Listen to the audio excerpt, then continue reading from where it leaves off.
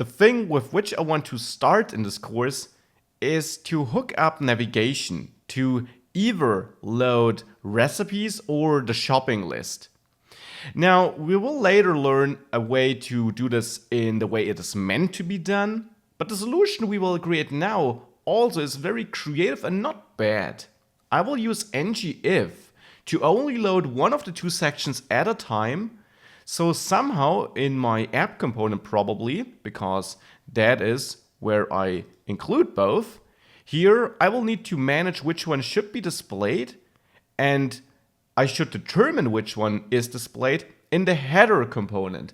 So I should kind of pass the information which link was clicked there to my app component so that I can then switch a property there to only display one of these two components.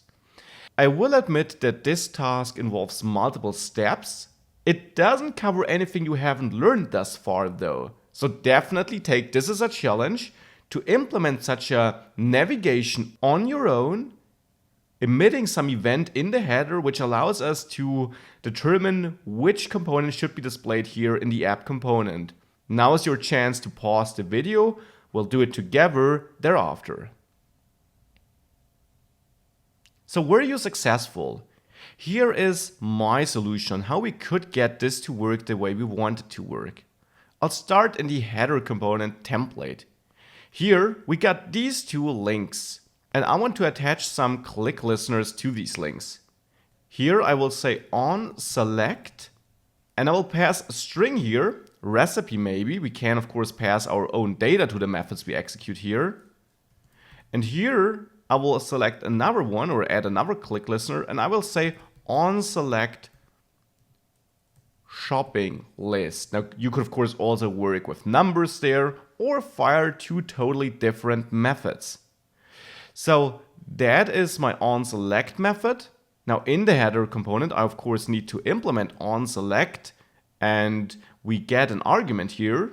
We pass it here, right? We get a string on what to select. So maybe let's name it feature, and that will be a string. So let's assign the type string here by adding a colon and then string thereafter.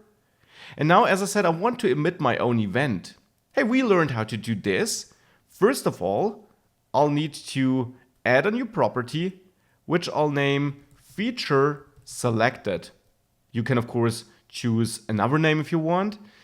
This should be a new event emitter. And now remember, event emitter is imported from @AngularCore. That's a generic type, and we will pass a string here, the feature which was selected in the end, and we have to add parentheses to instantiate this, so to create an object based on the event emitter class.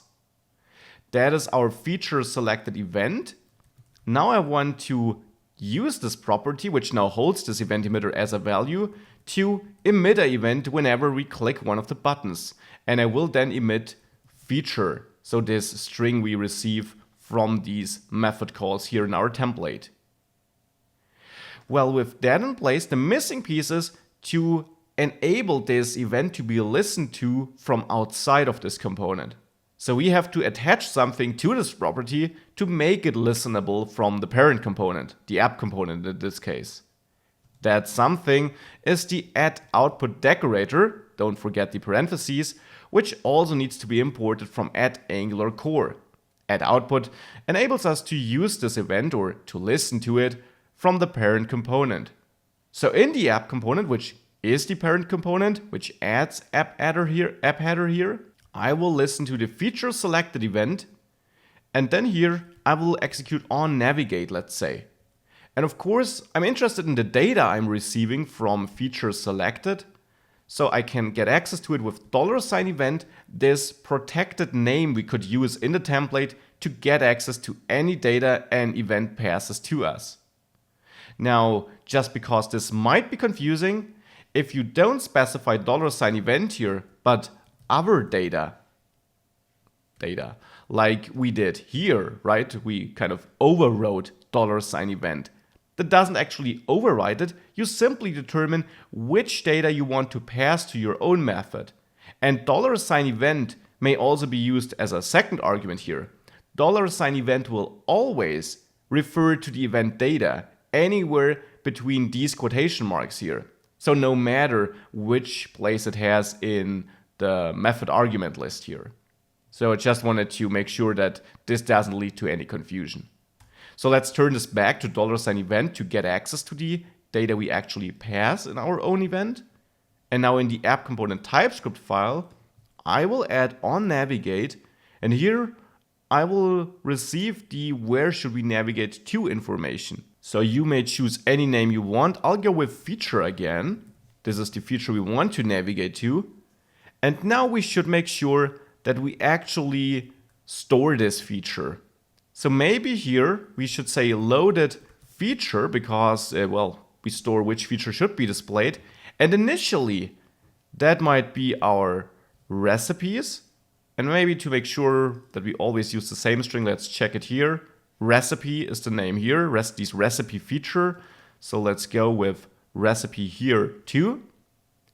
And then in onNavigate, I will set this loaded feature equal to the feature we receive here as an argument.